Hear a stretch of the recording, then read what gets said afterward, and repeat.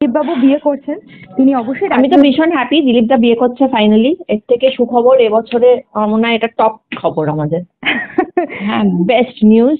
আর দিলীপ দা যে খুব একটা প্রাইভেট ফ্যামিলি মধ্যে উনি সীমিত রেখেছেন, তো সেটা খুব ভালো কথা।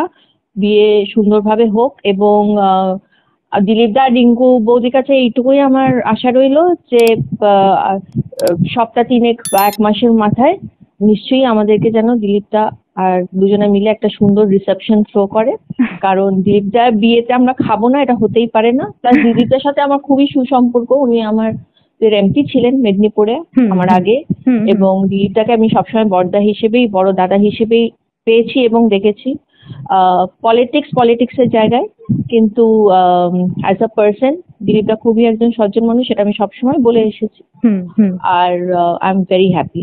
I wish Dilipda and Rinku Bodi a very happy wedded life, a blissful life together. This is a very, very good decision on his part. Thank you. আরেকটা কথা, I congratulate him. আরেকটা কথা জন্যে, তুমি কি ব্যক্তিগতভাবে তাকে মেসেজ করে শুভেচ্ছা জানিয়েছো? আমি জানাবো, কারণ আমি তো তোমাদের মাধ্যমে কালকে জানতে পেরেছি, সুতরাং আমি সময় করে ডেফিনেটলি জানাবো।